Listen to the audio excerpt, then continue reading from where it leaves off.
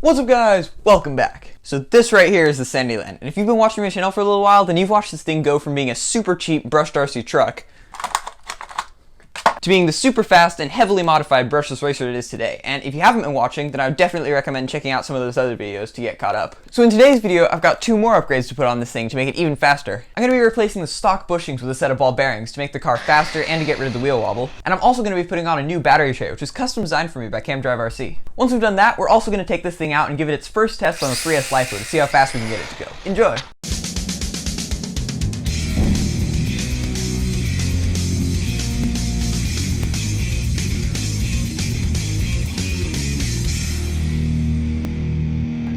So for the past few videos with this thing, my goal has been to try and get it to be able to run this 3S lipo right here. And in the last video, we got super close to doing that. In fact, there was just one more issue that was holding us back. So that issue was the wheel wobble. Like, just have a look in here. You can see that wheel is able to wiggle around a ton, and so is this one. Now, I talked about this in my last video, but basically what that does is it creates tons of excess drag on the car, and it also makes an uneven load, which is really bad for everything. So I didn't want to run it on 3S because I was worried that it would break something. So the reason the wheels wobble right now is because they have bushings instead of bearings, and those bushings are starting to get super worn down. So to fix it, I've got these bearings right here. These things are brand new and they're not worn down, so they'll fit nice and snug and they won't wobble around a bunch. Plus, since they're bearings, they'll be able to spin a lot more smoothly than the bushings, even when they're worn down. So with these things on, we should be able to run the 3S lipo because it won't have the wheel wobble, and the car should just go faster in general because it won't have the bushings creating excess drag. So let's put them on. So putting these things on is fairly simple. Step one is just to take off the wheel.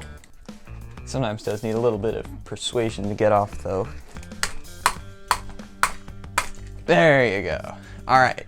So the wheel comes off. It's a pretty tight fit right here, so it doesn't always want to come off. So your next step is going to be taking off this screw here and this screw here. Or on the back, there's just this one screw right there.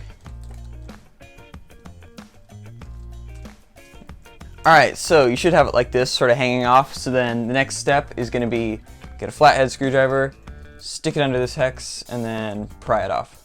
Alright, so once you have that off, you can see you've got this little axle sticking out through the bushings.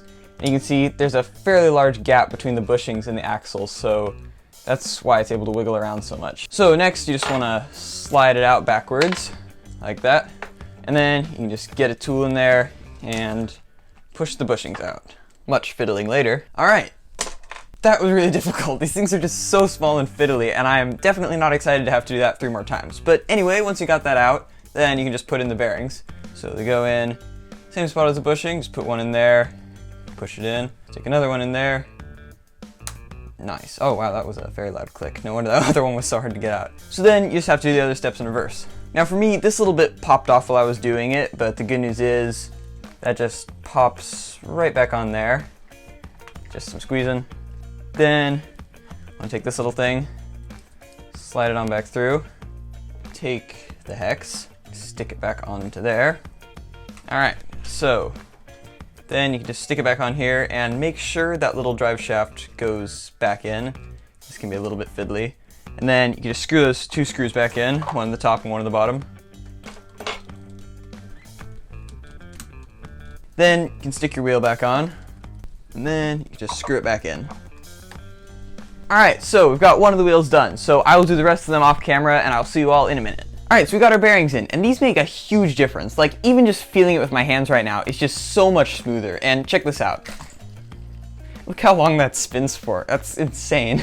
So I'll show a comparison on the screen right now of this with the bearings versus before with the bushings, so you can see just how much of a difference this is, because it's pretty ridiculous. As for the wheel wobble, look, it's pretty much gone. The wheels do still wiggle a bit, but if you look, you can see that's just them moving with the steering. They're not moving independently, so it's completely normal and not a problem. Now guys, I knew that the bearings would make a difference, but I really did not think it would be anything like this. Like, for sure, this is definitely a must-have upgrade for the Sandyland, and I really wish I'd done it sooner. So our next upgrade is actually a special one, because it was sent in by one of you guys who watches these videos. So this upgrade is a new battery hold down. At the moment, we've got this Velcro battery hold down, which works pretty well, but it does have some issues. So you can see when the battery's in, it is held right over that servo horn, so the servo has to push into it, which is not good for it. Also, the battery hangs sort of over the side, so it's more vulnerable to getting hit by stuff, and also it makes a shell bulge. So Camdriverc has sent in the 3D printable file for this thing right here, and this is a new battery tray. So what it'll let us do is it'll let us stick in the battery vertically like this, and then stick it in there. So when the battery's in vertically, it won't block the servo, and it also won't hang over the side. Plus, it'll look a lot cleaner when it's in this tray.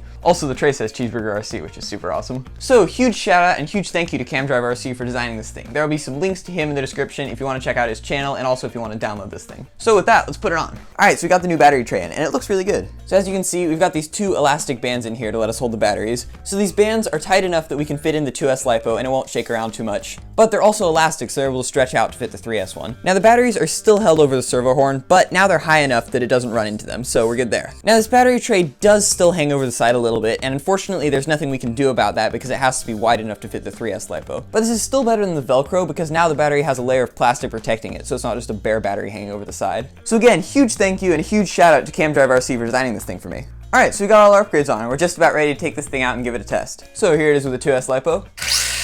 Whoa, wait, guys, check that out. Look, the wheels are actually expanding on 2S. That's pretty crazy. Alright, let's try out the 3S. Oh. Look at that.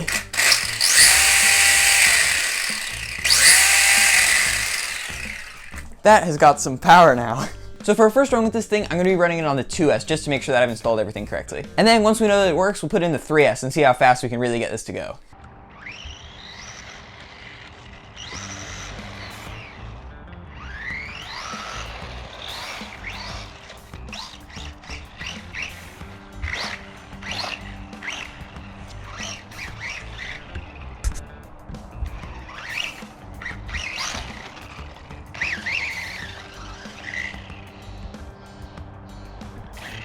Uh-oh.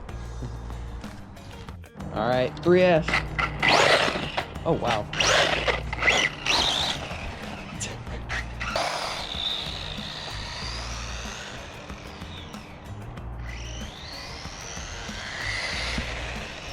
Wow.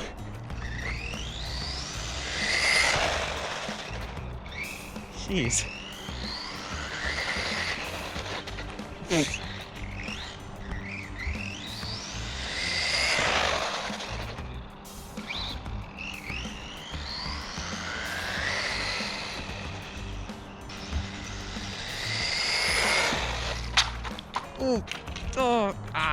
Oh, that's not good.